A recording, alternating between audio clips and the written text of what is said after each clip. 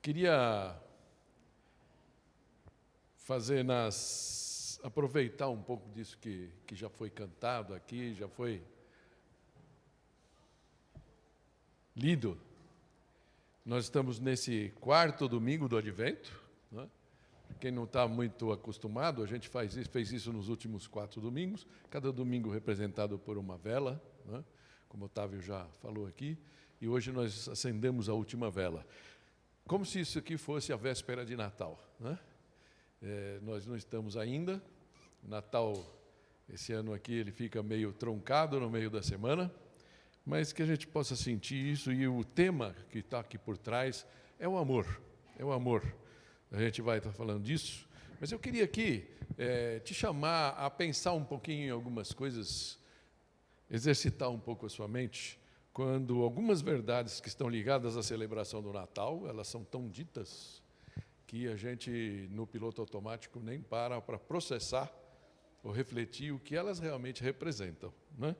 E estão muito ligadas aqui ao Advento. E a primeira delas é essa frase aqui. Podemos ler junto? Deus se fez carne e habitou entre nós. Deus se fez carne. Interessante que isso é dito pelo evangelista João, está lá no primeiro capítulo. Ele fala, mas ele não usa ali a palavra o verbo, ou aquele que é a palavra, ou a palavra, dependendo da Bíblia que a gente tem na mão, mas o verbo era Deus, ele mesmo diz, né? O verbo era Deus, por isso, essa é uma afirmação. Você consegue conviver com isso? O que isso tem feito de diferença na sua vida? Saber que Deus, o Criador, um dia esteve entre nós. O texto paralelo, né, que o outro evangelista, Mateus, usa também no seu primeiro capítulo, ele usa isso logo na sequência, nós vimos isso no domingo passado, ou retrasado, não me lembro, dentro dessas pregações, quando ele fala a José em sonho.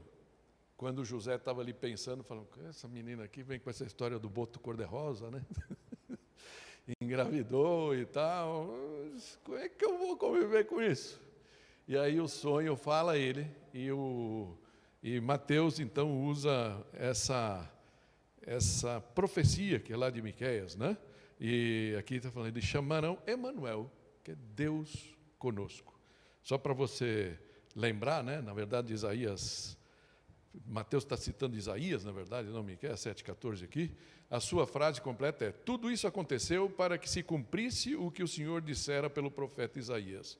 A virgem ficará grávida e dará à luz um filho, e o chamarão Emanuel, que significa Deus conosco.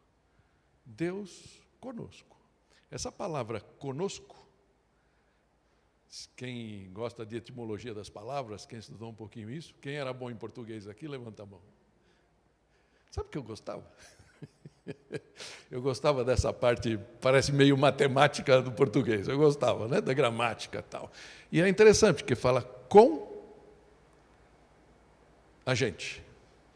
Esse com é muito perto, é dentro da gente. Para algumas pessoas isso gera um certo conflito de interesse. E é um dos desafios que a gente vai falar um pouco mais para frente. Mas como o Otávio deu para a gente aqui, né, em 1 João 4,8, fala que Deus é amor. Deus é amor. São frases que todos nós conhecemos bem, a gente escutou a vida inteira, mas elas são capazes realmente de nos mover na direção desse amor que Deus oferece. E como esse amor se manifestou entre nós? João esclarece nisso, num dos textos que a Neide leu para a gente aqui, que talvez projetado fique mais fácil aqui da gente ler, e o versículo 10 e 11, né, de 1 João 4 dizem assim, foi assim que Deus manifestou o seu amor entre nós, enviou o seu Filho unigênito ao mundo, para que pudéssemos viver por meio dele. Nisto consiste o amor, não em que nós tenhamos amado a Deus, mas em que Ele nos amou e enviou o seu Filho como propiciação pelos nossos pecados. Interessante que João conseguiu sintetizar nesses 2 versículos tanto o sentido do Natal quanto da Páscoa. Porque ele fala no começo, né, no versículo 10, Jesus é o amor de Deus em pessoa, que nos é presenteado no Natal. É isso que representa o Natal. O Natal é para comemorarmos exatamente isso. O mundo tem tentado mudar isso. Tanto é que dos meus amigos, assim, de tanto tempo, talvez você tenha notado isso, ao longo do tempo foi mudando. Antes você recebia Feliz Natal e um próspero Ano Novo. Agora o pessoal fala boas festas, porque é politicamente mais correto. É como se falar de que Jesus é o único sentido do Natal pudesse agredir as pessoas, não é? Então disso se trata. O mundo tenta mudar, amenizar, adocicar. Mas o verdadeiro presente do Natal é o amor. E se o amor for ofensivo, o que mais? Ou o que não será, vamos colocar dessa forma. Se o amor for ofensivo, o que não será? Jesus é o amor em pessoa, de Deus em pessoa, que nos foi presenteado. Mas Jesus também no finalzinho aqui, né? Versículo 11, ele vai falar que Jesus é a propiciação. Uma palavra que a gente não usa no dia a dia, mas fala, é o preço pago. É o preço adequado, o preço próprio pelos nossos pecados também. Não é? E ele pagou esse preço na cruz, onde foi morto, vertendo o seu sangue na cruz. Não é? Essas são as boas novas do Evangelho, resumidas aqui. Jesus veio nos resgatar para Deus, e isso é um ato de amor. A gente poderia dizer, então, e eu acredito nisso, que Deus quer dar a cada pessoa a possibilidade e a oportunidade de encontrar e experimentar do seu amor. O amor que veio através de Cristo, que Cristo veio representar e nos oferecer, e que Ele demonstrou de uma maneira muito clara na sua vida, da maneira como Ele viveu, pelo relato que a gente tem, não só nos Evangelhos, mas por todas as cartas que os escritores da Bíblia deixaram. Então, a pergunta que a gente tem que se fazer nesse começo, né, nós já estamos experimentando desse amor? Estamos prontos para renovar nossa gratidão a Deus, agradecendo por Jesus neste Natal? Ou será que ainda temos alguns desafios a vencer para que possamos realmente desfrutar desse amor? Para que esse amor de Deus não nos assuste. Esse será o objetivo da nossa reflexão nessa manhã. E o título que eu estou dando para essa nossa reflexão é justamente esse. Quando o amor de Deus está à porta. Bem? Quando o amor de Deus está à porta. E eu queria, para isso, trazer um daqueles textos que a gente sempre lê nesses momentos do ano. Como nós já estamos aqui no último culto do ano, né? Então nós não vamos aqui falar de novo no dia que Jesus nasceu. Mas eu queria trazer um texto que aconteceu logo depois do nascimento de Jesus, que está lá em Mateus 2, se você quiser seguir na sua Bíblia. Nós vamos trabalhar os versículos de 1 a 12, aquela história que fala dos magos que vieram do Oriente. E o texto diz assim, vou passar por ele, porque não é tão longo, e depois a gente vai fazendo as reflexões, amém? Diz assim, depois que Jesus nasceu em Belém da Judéia, nos dias do rei Herodes, magos vindos do Oriente chegaram a Jerusalém e perguntaram, onde está o recém-nascido, rei dos judeus? Vimos a sua estrela no Oriente e viemos adorá-lo. Quando o rei Herodes ouviu isso, ficou perturbado, e com ele toda a Jerusalém. Tendo reunido todos os chefes dos sacerdotes, do povo e os mestres da lei, perguntou-lhes onde deveria nascer o Cristo. E eles responderam, em Belém da Judéia, pois assim escreveu o profeta, mas tu, Belém, da terra de Judá, e de forma alguma és a menor entre as principais cidades de Judá. Pois de ti virá o líder, que como pastor conduzirá Israel, o meu povo. Então Herodes chamou os magos secretamente e informou-se com eles a respeito do tempo exato em que a estrela tinha aparecido. Enviou-os a Belém e disse: vão informar-se com exatidão sobre o menino. Logo que o encontrarem, avisem-me, para que eu também vá adorá-lo. Vamos ver isso com mais detalhes. Depois de ouvirem o rei, eles seguiram o seu caminho, e a estrela que tinham visto no oriente foi adiante deles, até que finalmente parou sobre o lugar onde estava o menino. Quando tornaram a ver a estrela, encheram-se de júbilo. Ao entrarem na casa, viram o menino com Maria, sua mãe, e prostrando-se, o adoraram.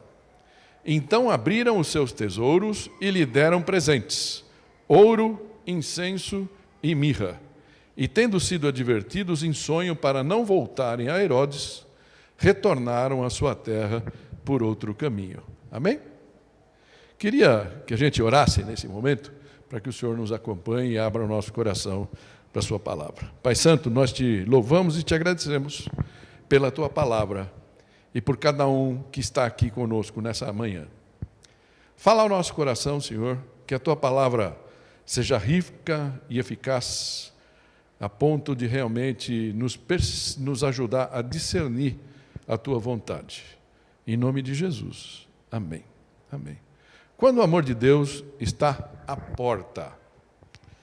Nós costumamos ver essa passagem como uma linda história, não é? Os reis magos, eles viraram reis, né, ao longo do tempo, ganharam um nome, né, na Idade Média. Talvez você lembre, agora não lembro agora, eu lembro de Melquior, Baltazar, né, o primeiro eu não me lembro, mas a Bíblia, Gaspar, né, então, mas da onde saiu isso? Não tem lugar nenhum, né? E também o fato de serem três, provavelmente porque eram três presentes, então, logicamente, você acaba associando três presentes, três representantes, né? Mas a Bíblia não fala isso, né? Então, por que isso acontece? Primeiro que a gente pensa que é uma linda história, mas não é uma fábula, é um fato, isso aconteceu. E nos tempos de Herodes o Grande. Por isso o texto começa, né, dizendo, depois que Jesus nasceu em Belém da Judéia, nos dias do rei Herodes. Então é interessante a gente fazer aqui uma correção, não sei se você pensou nisso, a gente vê muita coisa hoje no YouTube. Não, que Jesus não nasceu no dia 25 de dezembro, na noite do 24. É mesmo? Não contaram só para você? Não, Jesus não nasceu aí. Essa data foi tida como uma... É como quando você adota uma criança, um filho, uma filha, você recebe em casa com todo o teu amor, com todo o teu carinho, mas você não tem os papéis, não existe uma data certa do nascimento daquela criança. Não é? O registro foi adulterado, foi perdido, não importa. Então você vai claramente, com todo o coração, definir uma data, provavelmente a data que aquela criança chegou na tua casa, e aquela vai ser a data do aniversário dela, dali para frente. Pensa nisso quando fala do dia 24 de dezembro. Tá? Mas uma coisa é certa, o calendário foi acertado, mas sabe que ao longo da história, não tive tempo essa semana de relembrar isso, agora que está me vindo à mente aqui, que Herodes, na verdade, para mostrar que isso é um fato histórico, Herodes morreu no ano 4 a.C., Herodes o Grande, que era esse rei que essa história conta.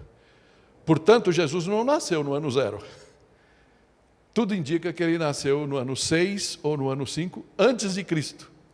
Teve um ajuste de calendário, acho que na Idade Média, alguma coisa assim, e, portanto, acabou tendo essa defasagem. Tá? Então, estamos falando aqui, provavelmente, do ano 6 antes de Cristo, ou dia 4, 5 antes de Cristo, porque Herodes ainda estava vivo. Né? Herodes ainda estava vivo. Tudo bem? Só para a gente povoar. Portanto, é um fato. Isto aconteceu. E está definido na história quando aconteceu, nos dias de Herodes. Mas conta aqui de um personagem, né? Um personagem enigmático. Os primeiros aqui que conta essa passagem é dos magos. Os magos vindo do Oriente. Algumas versões, não em português, mas, por exemplo, a boa parte das Bíblias em inglês chamam de homens sábios. Homens sábios, que eram esses magos. Tá? E, de acordo com os estudiosos mais renomados aí, que dá mais para confiar. Eles eram sábios especialistas nos estudos dos astros. Antes não tinha muita diferença entre astronomia e astrologia, eram as ciências. Provavelmente eles eram estudiosos mesmo da matemática, do português não, né? Das suas línguas originais, e, portanto, era um homem de grande conhecimento e grande sabedoria. E eles conseguiam ver, e a gente tem que pensar que nós estamos falando num tempo, primeiro, não existia luz elétrica.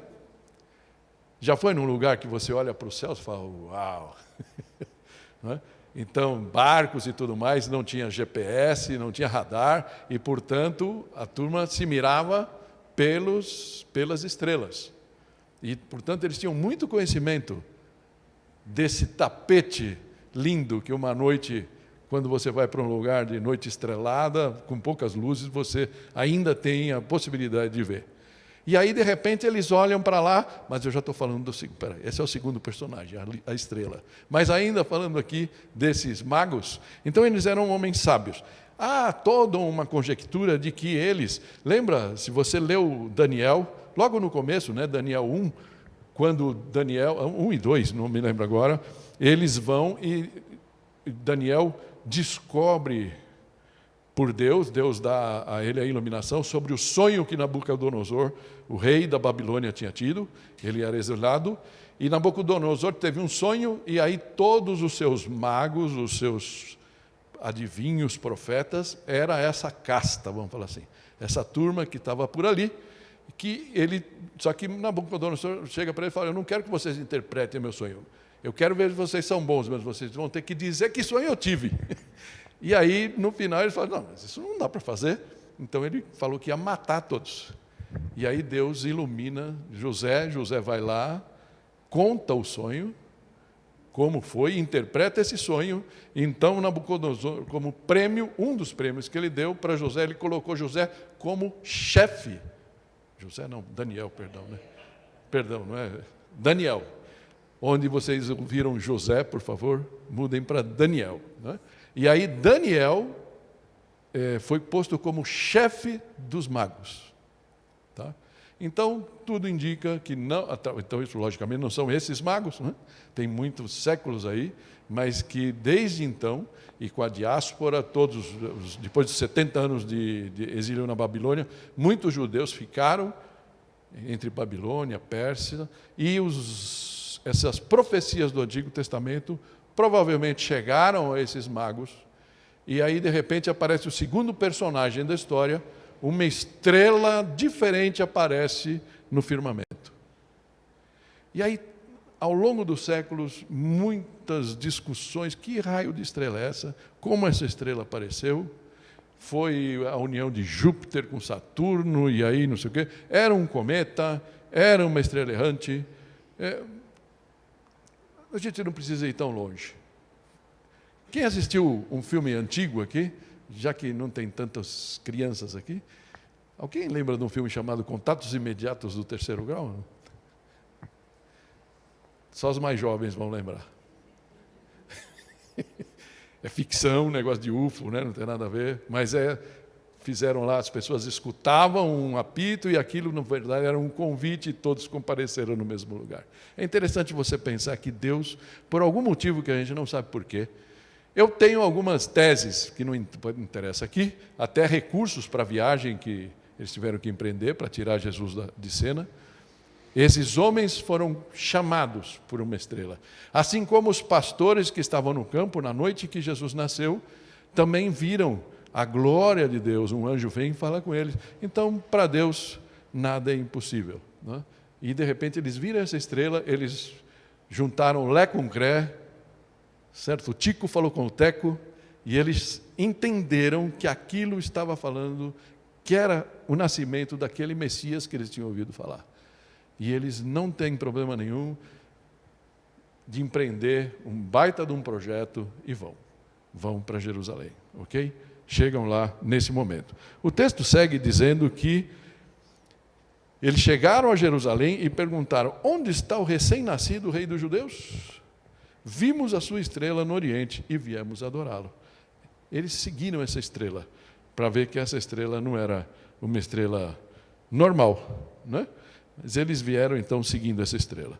Depois de ouvirem o rei, eles seguiram o seu caminho. Eu estou dando um pulo aqui porque nós vamos falar desses outros versículos que são desafios que nós temos. Eles falam com Herodes, nós lemos isso, né?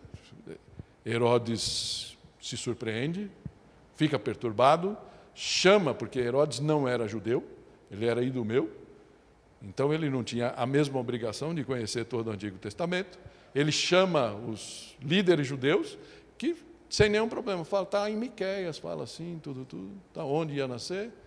E aí ele conta isso para esses magos, e aí então eles seguem o caminho. Fala que depois de ouvirem o rei, eles seguiram o seu caminho, e a estrela que tinham visto no Oriente foi adiante deles, até que finalmente parou sobre o lugar onde estava o menino. Quando tornaram a ver a estrela, encheram-se de júbilo, extrema alegria, por estar se aproximando daquele que eles, talvez 1 ano atrás, muitos meses atrás, podemos dizer com certeza, eles pensaram, planejaram, investiram, passaram por várias barreiras, certamente, para poder chegar naquele momento, chegando perto de Belém, onde Jesus estava. Mas certamente eles podiam intuir que aquele menino transcendia Israel, né? Por isso eles fizeram isso, tá? Que ele representava um reino que era muito maior do que a nação de Israel, que ele ainda de alguma maneira reinaria sobre todos, como de fato acontece. Mas não um reino físico. Jesus não é rei de nenhum país que a gente conheça, mas ele é um rei espiritual sobre todo o mundo. Amém? E aí essa parte do texto, né, termina quando eles entram na casa, e aí fica claro aqui que pelo menos alguns meses tinham passado. Jesus já não estava como os presépios mostram, né?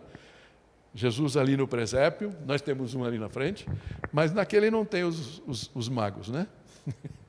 Porque com certeza eles já estavam instalados numa casa, provavelmente José trabalhando, aqui José mesmo, né? José trabalhando, e eles chegam de repente e encontram o menino com Maria, como fala aqui, viram o menino com Maria, sua mãe, e aí prostrando-se, o adoraram.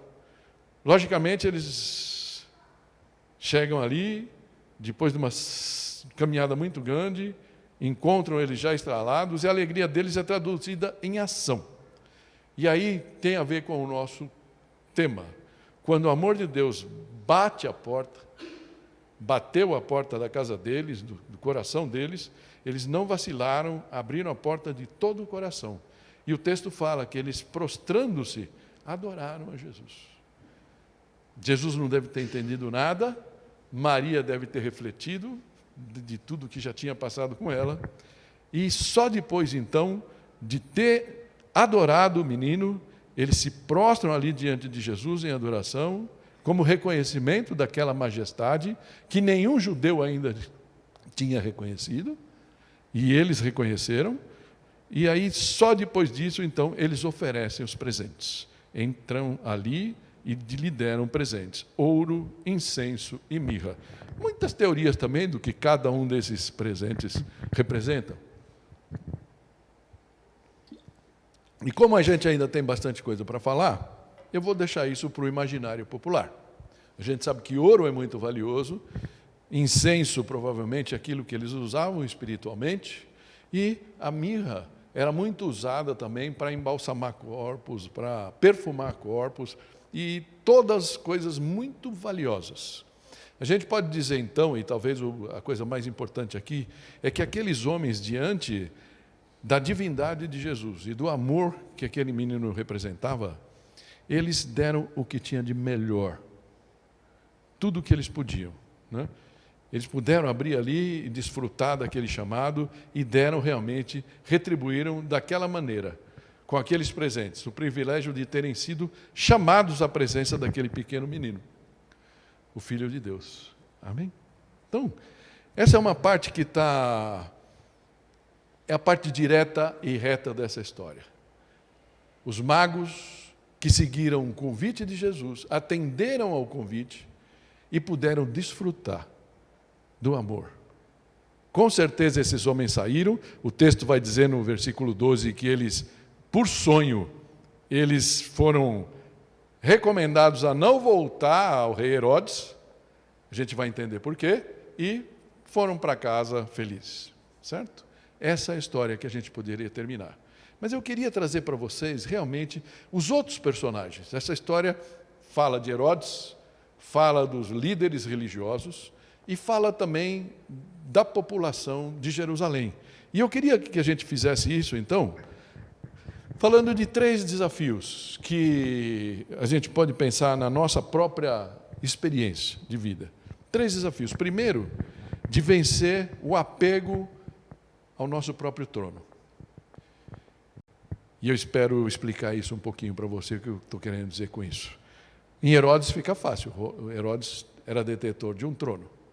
Mas será que a gente também não tem um trono no nosso coração? Sou dono da minha vida. Sou o rei da minha história. E é muito difícil, é um desafio para mim, para você, abrir mão desse trono, desse reinado, vamos dizer assim. Vencer o apego à nossa zona de conforto, que todos nós temos, e vencer o apego também às nossas próprias expectativas. Amém? E eu queria, então, falar um pouquinho dessa primeira, e não se preocupe, essa daqui é a mais extensa, as outras são mais curtas. Vencer o apego ao nosso próprio trono. Evitar o desafio, né? O que a gente olha para Herodes e o que a gente vê? Um coração dominado pelo medo de perder o controle e a situação. O texto fala para a gente que os magos vindos, do Oriente chegaram a Jerusalém e perguntaram: onde está o recém-nascido rei dos judeus? Vimos uma estrela no Oriente e viemos adorá-lo. Imagina você estar no trono, sendo um estrangeiro, que a vida inteira deve ter levado esse peso. Já esteve num lugar, a gente morou fora do Brasil, Eu sei que hoje em dia existe um sonho, é tão romântico, ainda mais para os jovens brasileiros, pensar, vou embora para Passárgada, lá sou amigo do rei. Vou embora do Brasil, vou viver XYZ. Cada dia você escuta uma história.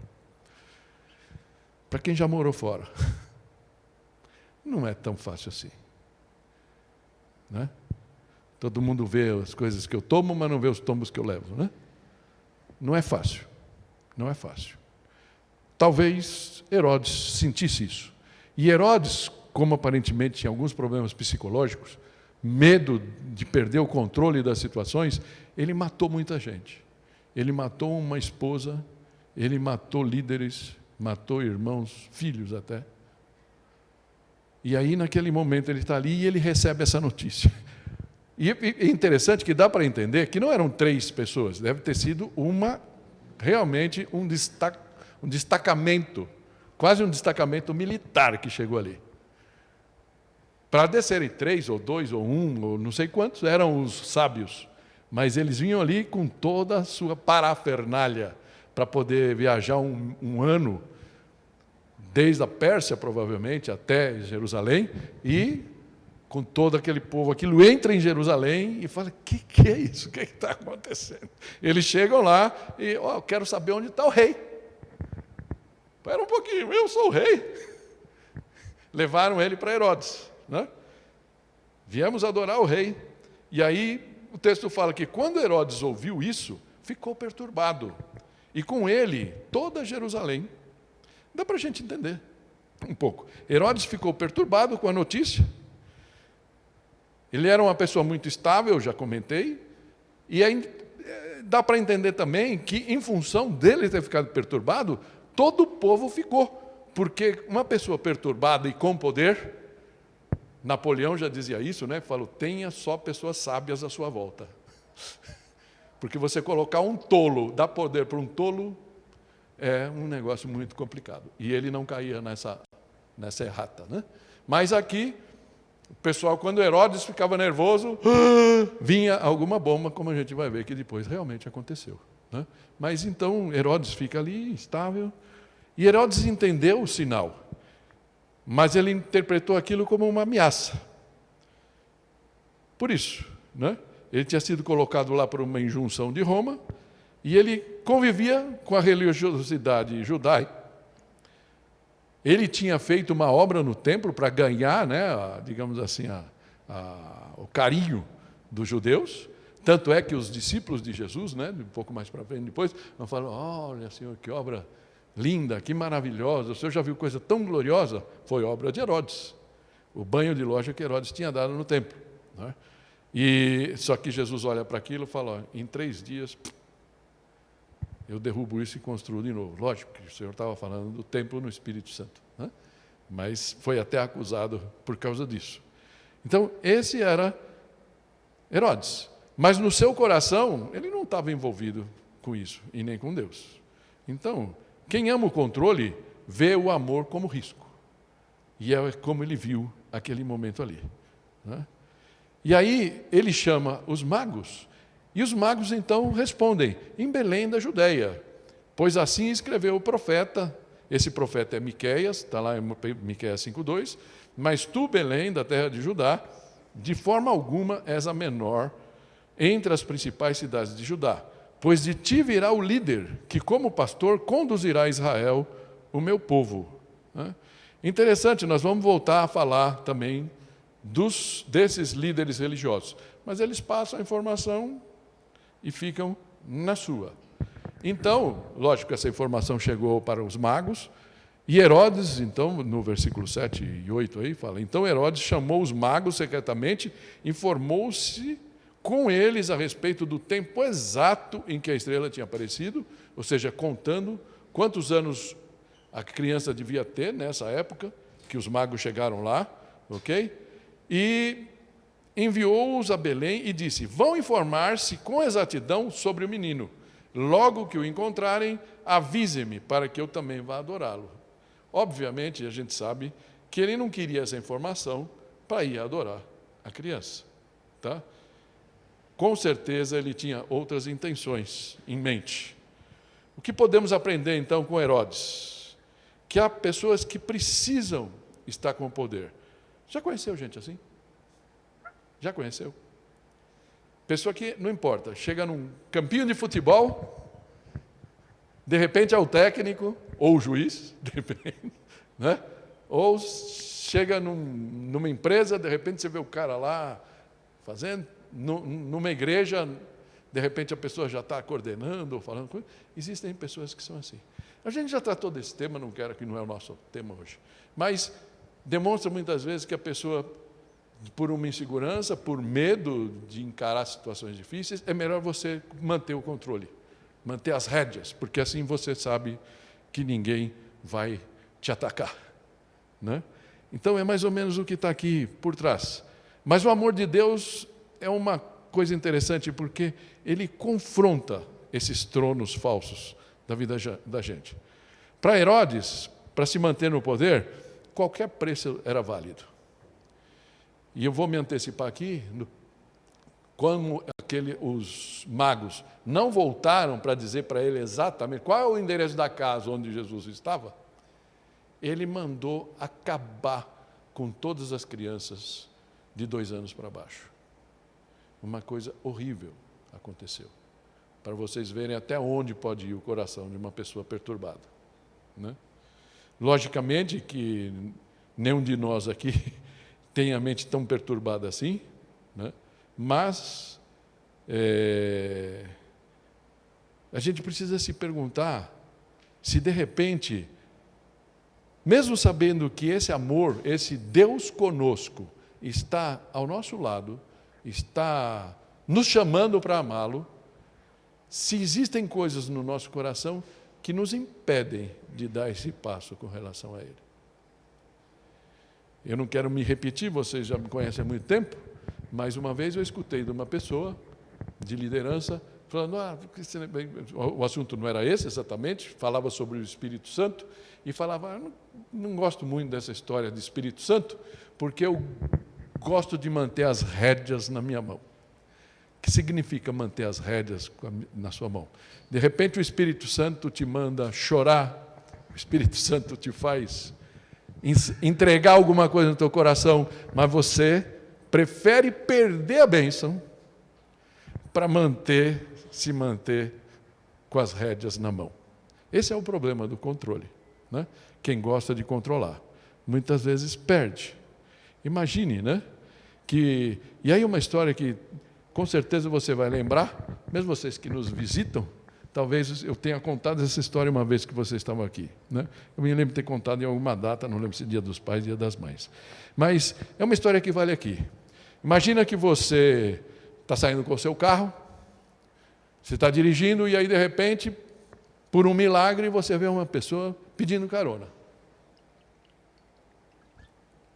E por mais que você se convencer que não, que você está equivocado, é Jesus. É Jesus.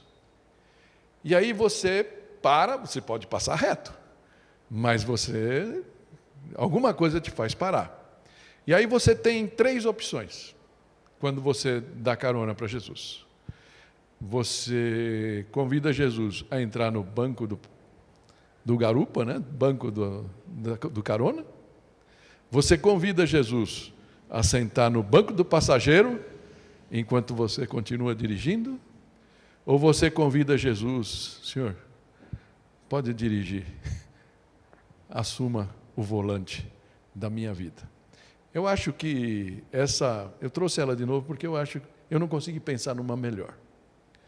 Muitas vezes a gente corre o risco de perder o amor de Deus na nossa existência, na nossa experiência de vida, porque nós queremos nos manter no volante, com uma tola ideia de que nós sabemos melhor do que ninguém o que é bom para a nossa vida. Mas existe aquele que nos fez e que nos ama e que sabe, que, no fundo, quão ingênuos nós somos com relação a isso, né? Então, eu fico pensando se não existe no nosso coração ainda alguma coisa que bloqueia essa nossa entrega real ao Deus que está à porta. Algum medo escondido. Eu falo, medo do controle. Como Herodes tinha, que a gente pode ter. Medo de alguma coisa acontecer. Eu vou abrir meu coração para Jesus e o que vai acontecer com a minha vida amanhã? O que vai acontecer com o meu emprego, com a minha família? Eu já passei por isso. Não aconteceu nada na minha vida que eu tenha me arrependido depois disso. Aconteceu sim, muita coisa na minha vida que eu me arrependi por não ouvir o conselho de Jesus, por não fazer aquilo que ele realmente dizia, e que muitas vezes está tão claro na palavra dele que a gente não precisa nem uma voz sobrenatural soprando no nosso ouvido. É só conhecer a vontade dele, não é? Então, eu posso dizer para vocês, não precisa desse medo. E eu estou trazendo aqui só um versículo, só que eu estou trazendo, tem uma Bíblia que chama, está sempre assim, está tudo torto, está saindo assim. Deixa eu derrubar e abrir de novo.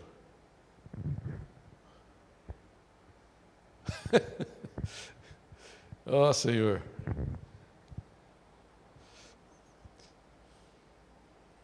Algum palpite aí dos universitários? A Bíblia Mensagem, né, que é uma paráfrase. Aquele versículo, ele fala, no amor, o amor lança fora o medo, né? Ele fala assim, no amor não há espaço para o medo. O amor amadurecido expulsa o medo. Considerando que o medo causa uma vida vacilante e cheia de temores, medo da morte, medo do julgamento, e duro, que muitas vezes a gente sabe que o julgamento de Deus vai ser terrível se a gente não nos livrar, não tiver alguém que pague pelos nossos pecados. E Jesus pagou. A gente precisa aceitar esse pagamento, né? Mas muitas vezes o julgamento que as pessoas vão fazer da gente pesa mais do que outro. Quem virou crente, né? Então, eu não quero, eu tenho medo das pessoas olharem para mim como uma pessoa mais burra, porque eu aceitei a Cristo, né? Porque eu abri meu coração para Ele. E o Eugene Peterson trata disso aqui. Ele fala, medo da morte, medo do julgamento. Podemos dizer que quem tem medo não está completamente aperfeiçoado no amor. Por quê? Porque não entendeu ainda o tamanho, a amplitude, a profundidade desse amor. Amém? É isso que esse ponto nos fala. E eu me pergunto, se existe alguma coisa no seu coração que ainda pode estar sendo dominado por esse medo. E o convite que Jesus faz, dizendo, Ele está à porta, não vacile. Quando o amor de Deus está à porta, simplesmente abra o seu coração e desfrute. Amém? O primeiro desafio é de vencermos esse apego que a gente tem ao poder, ao controle. Mas existe um segundo desafio, que é esse que está ali, vencer o apego à nossa zona de conforto. A gente poderia escrever aqui, o que eu tinha posto aqui era o status quo, que fica fácil quando a gente olha para os líderes políticos de Israel. Status quo, ou seja, a ordem estabelecida, a situação vigente, mas que não deixa de ser a nossa zona de conforto quando a gente pensa, aquele lugar onde a gente está confortável. E o texto vai falar daqueles, está aqui, vou ler aqui, né? E eles responderam, está falando aqui dos, deveria estar aqui o versículo anterior, né? Que era os líderes religiosos, que Herodes mandou chamar, ele manda chamar os sacerdotes e os escribas, que eram os entendidos, que sabiam tudo da lei. E eles não tiveram nenhum problema. O problema deles foi que eles simplesmente responderam. Imagina que era uma coisa que, em tese, todo judeu esperou a vida inteira. A vinda do Messias, o rei, filho de Davi, descendente de Davi.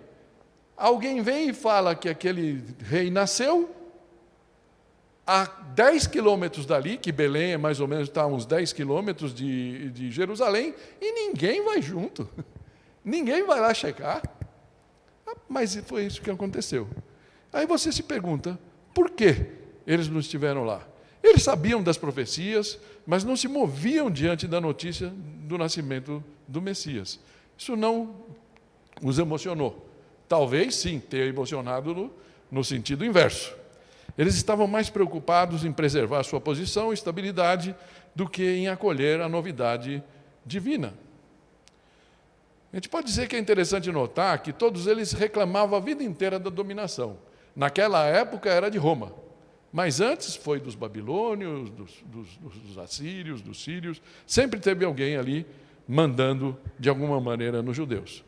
Mas no âmbito da sociedade judaica, a gente pode dizer que eles eram o topo da cadeia hereditária. Certo? Eles eram os intocáveis. E Jesus foi muito crítico a essa gente. Porque eles se achavam. Eles se achavam. Né? Então, Jesus deixa muito claro isso quando ele vai lá na purificação do templo, que esses caras deveriam ter ganhos, não todos, logicamente, é difícil generalizar, mas alguns deles tinham os seus proventos muito bons, os formais e os informais, porque senão Jesus não tinha feito toda aquela cena derrubando as mesas, as mesas de cambistas e tudo mais no templo, como ele fez. Ou seja, ele via que ali por trás tinha corrupção. E eram esses caras. São esses caras que eram os líderes religiosos e políticos que foram responder para o rei, para Herodes. Portanto, essa gente não tinha, estava bem acomodada ali. E eles tinham muitos riscos. Por isso, voltando àquilo que eu falei no começo, corremos o mesmo risco hoje. Porque Deus comigo é um Deus perto demais. É um Deus que influi nas minhas decisões. É um Deus que me expõe. É um Deus que mostra meus passos em falso, vamos dizer assim. Né? Então, melhor deixar ele lá. Interessante a comparação que Jesus faz em Lucas 5 sobre o vinho novo e o vinho velho. Lembra disso? E quando ele termina, né, porque estão falando, por que os seus discípulos não jejuam? e os do João Batista jejuavam, os discípulos dos fariseus, ou seja, dessa turma aí da lei, jejuam, fazem 3 jejuns na semana, e os teus não. E Jesus fala um monte de coisa, fala, enquanto o noivo está aqui, por que os caras vão jejuar? Vai ter um momento que eles vão jejuar.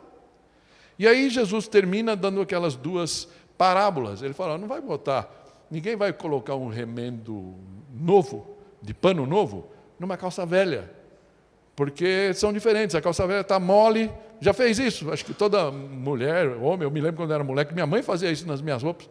Tinha um remendo lá, moleque, né, sempre rasgava no joelho, aí de repente põe um pano mais grosso, porque, né, mais grosso ele vai durar mais, né, mais firme. Aí quando você põe aquele pano mais grosso, o que acontecia? No pano não rasgava, mas em volta do pano, a calça abria toda. E Jesus usa essa figura. Mas ele usa outra figura, quando ele fala dos odres, que eram aquelas bolsas de couro, muito usadas até hoje lá na Espanha, né, que punha vinho. Só que você pegava uma pele de animal novo, quando aquele odre estava novo, você punha vinho novo, fermenta até ficar bom, e a pele é elástica, aquela coisa. Agora, você pega um odre já usado, que já maturou um vinho, aí você vai pôr um vinho novo lá, o vinho, quando ele faz assim, faz que nem pele de velho, né? Assim, começa a esgaçar, né? Faz estrias. E aí o vinho vaza. É a figura que Jesus deu. Mas é interessante que na versão que ele mostra em Lucas, ele põe uma frase final que demonstra justamente isso que nós estamos falando. Ele está lá falando, né, vinho novo deve ser posto em vasilhas de couro novas, né, nos odres novos, para não acontecer isso. Mas ele termina dizendo, e ninguém depois de beber o vinho velho, prefere o novo, pois o vinho velho é melhor. Consegue entender isso? De repente eu tenho 40 anos, estou bem empregado, sou membro de uma seita, sou bem conceituado lá, e aí alguém vem me falar de Jesus, que eu não preciso cumprir os 10 passos para a purificação espiritual para poder chegar no meu Redentor, que tudo que eu tinha que fazer ele já fez. E isso pega muitas pessoas. Esta semana eu tive um diálogo com uma pessoa que já tem alguma estrada, alguns meses na fé, mas está se questionando. E ele falou, como pode ser assim tão fácil? Como pode ser tão fácil? É como se ele falasse, e todos os meus méritos, como é que eu não vou poder dar carteirada para Deus? Como os fariseus, os líderes judeus, eles gostavam de dar carteirada para Deus. Senhor, olhe como eu sou lindo. Não é? Será que a gente corre esse risco? De perder a bênção? O desafio de Deus para nós, para você nessa manhã, é vença esse apego à sua zona de conforto. Onde estão os outros membros da igreja? No último culto do ano. Será que a palavra não importa para eles?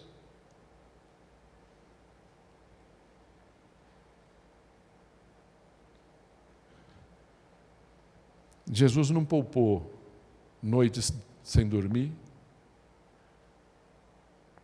para poder salvar pessoas.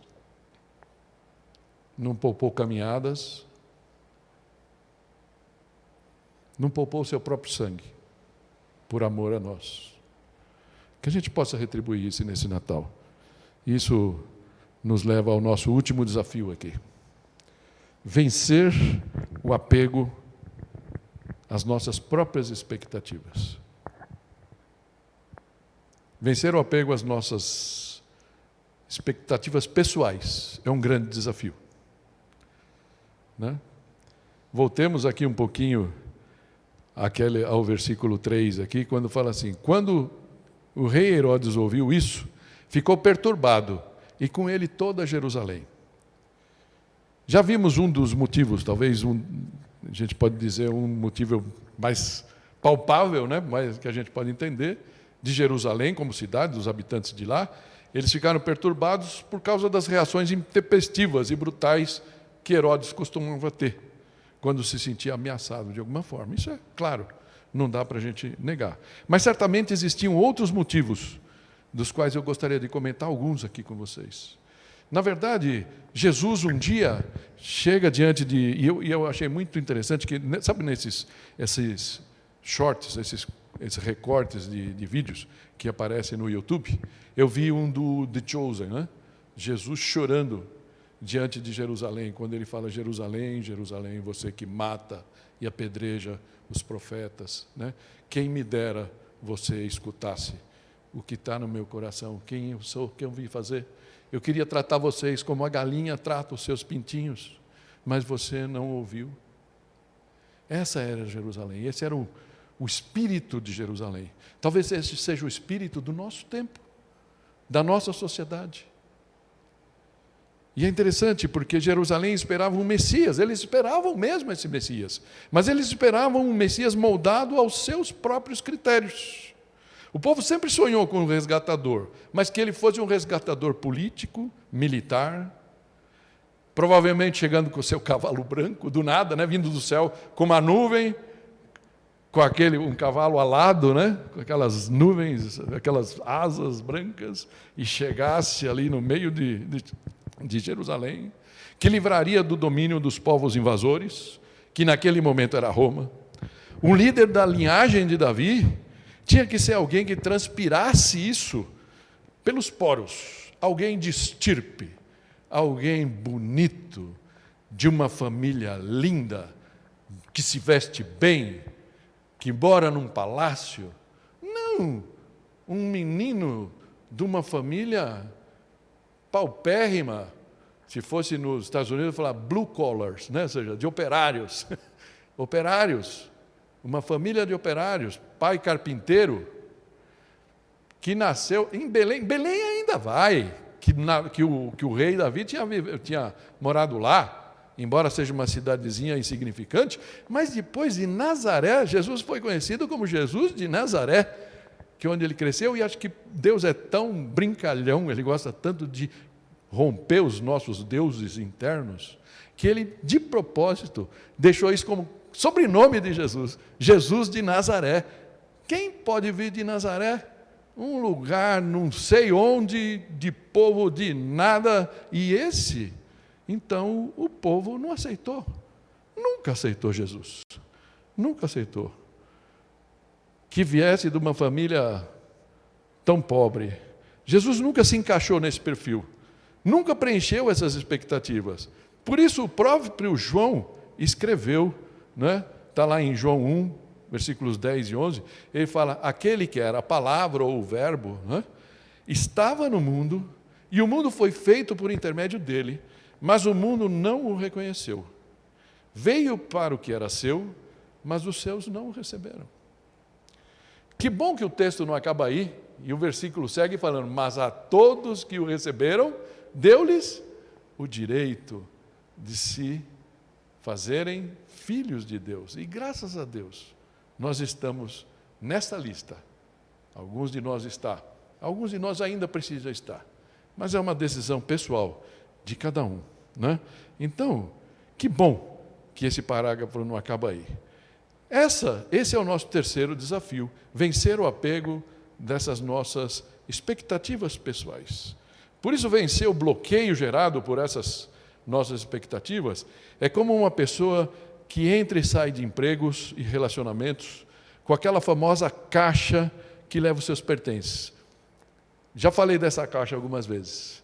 Falei com um casal que nos visitou algumas semanas atrás,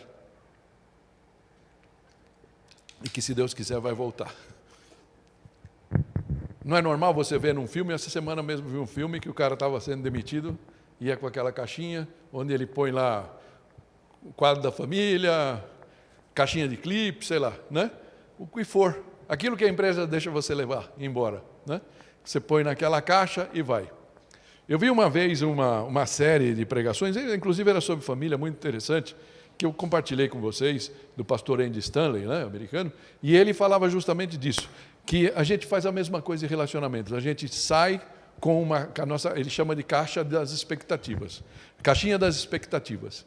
E o que tem nessa caixa das expectativas? Tem os nossos sonhos, as nossas esperanças, os nossos desejos, mas também os nossos medos, né? Que eu acrescento nessa caixa. E quando a gente ouve falar de Jesus, a gente escuta de Jesus, a gente escuta uma mensagem como essa, é como se a gente estivesse olhando para a nossa caixinha e falando, isso que eu estou ouvindo encaixa nas minhas expectativas, isso daqui não encaixa, isso não encaixa. E ao final eu faço um balanço. E aí eu falo, Jesus não se encaixa nas minhas expectativas. Pode acontecer. Mas o nosso desafio é justamente esse, vencer a tentação de buscar um amor que se encaixe naquilo que a gente espera, e a gente não precisa mudar o coração, e nem nos mover de onde a gente está, ou a gente quer um amor realmente que nos arrebate, e mude o nosso coração, nos transforme. Um amor que é conforme as nossas expectativas, ou um amor de Deus que sabe o que nós precisamos, e Ele vai então dar o que a gente precisa, não de acordo com os nossos sonhos, desejos e esperanças. A única coisa que nós podemos fazer com esse amor é recebê-lo. Recebê-lo. E esse é o grande desafio. Eu queria terminar aqui, a gente começou um pouco mais tarde, né? Aqui a mensagem, mas eu queria terminar falando rapidamente, fazendo um resumo disso aqui para a gente poder orar. Os 3 desafios que a gente começou aqui. Vencer o apego ao seu próprio trono. A gente pode dizer que Herodes temeu perder o poder. Mas nós não precisamos temer, porque Jesus governa com amor. Nós não precisamos temer a ação de Deus na nossa vida. O Deus conosco é o melhor que pode acontecer para nós. Nós não precisamos fugir dele mais. Não precisamos manter as rédeas da nossa vida se Jesus é o nosso pastor. O convite que eu queria que você fizesse nessa manhã é falar assim, para que eu vou continuar dirigindo se eu dirijo mal, tomo um monte de multas, meu carro está velho, né? Vem, Senhor Jesus, dirigir a minha vida, me mostrar o caminho certo. É isso que está aqui, amém? O amor amadurecido lança fora o medo e abre a porta do coração para Jesus. E esse é o convite de Natal, porque Jesus está à porta. O segundo desafio é vencer o apego à nossa zona de conforto. E talvez essa seja mais traiçoeira, porque é gostosinho. Uma figura que eu vi aqui era de um sofá, né? É interessante que meu neto voltou de viagem e agora ele está meio aficionado pelo sofá, né? Ele chega o sofá. Acho que na cabeça dele o sofá era uma zona de conforto mesmo, né? Era algo que ele fala, puxa, minha casa. E ele está ficando mais no sofá do que ele ficava antes de viajar. Ele ficou 40 dias fora aí, né? Então, essa coisa, a gente gosta dessa coisa aqui, na nossa identidade. Mas Jesus nos convida a trocar a nossa identidade. Ele fala, eu tenho uma identidade melhor para você. Como ele falou para Pedro o irmão e os primos, ele fala, olha, de agora em diante, eu vou fazer vocês pescadores de homens, não mais pescadores de peixes. Foi o que ele fez com Paulo. Ele falou, a partir de hoje você vai ser Saulo. Foi o que Deus fez com Jacó. Jacó, o aproveitador, o enganador, de repente ele luta com Deus numa noite, Deus fala com ele, e aí Deus fala, vamos parar de lutar. Ele fala, não vou embora se o Senhor não me abençoar. Deus toca na coxa dele, ele ficou coxo, duro isso, né? Mas falou, a partir de agora você não é mais Jacó, você é Israel. Israel, você não é mais o usurpador, eu não quero mais que você seja o mentiroso, ou o trapaceiro, ou o aproveitador, ou o rude, ou o enganador, nada disso. Você agora é meu filho, minha filha. Esse é o convite da fé. Deixem sua zona de conforto. Os escribas ignoraram propositadamente Jesus, mas nós não temos por que ignorá-lo, pois nada em nossa vida pode superar o amor de Deus vivendo conosco. E Ele nos convida a nos movermos e o seguirmos. Amém? E o terceiro aqui, o último, o desafio de vencer o apego às nossas próprias expectativas, às expectativas pessoais que nós temos. O Jesus que eu pensava era diferente. A fé, para mim, tem que ser assim, assado. Tem que ser mais isso, mais aquilo. Mas Deus é o que é. E Ele nos ama. Jerusalém negligenciou Jesus, mas nós não temos por que fazer isso, pois somente nele há amor e salvação. Amém? Fecha teus olhos, eu queria fazer uma pergunta para você, para a gente poder orar. Quando o amor de Deus está à porta, isso nos confronta com uma pergunta bem simples e profunda. O que pode ainda impedir você de abrir a porta do seu coração para Jesus? Será outra fé? Será outras informações? Será o apego ao controle? Será o apego à comodidade, à segurança de estar sempre no mesmo lugar? Será o apego às suas expectativas pessoais? Hoje é dia de dizer ao Senhor: Senhor, eu desisto de lutar contra a sua palavra, contra o seu convite, e me rendo a Ti. Toma o Teu lugar na minha vida, Senhor. Quero que esse Natal seja diferente de todos os outros, pois entendi quem Tu és e o que pode representar na minha vida. Senhor, eu quero Te pedir que o Senhor olhe para cada um aqui, Senhor. E que esse Natal, Senhor, seja um Natal diferente para todos, para cada um em particular. Nós sempre escutamos essas mesmas histórias, Senhor.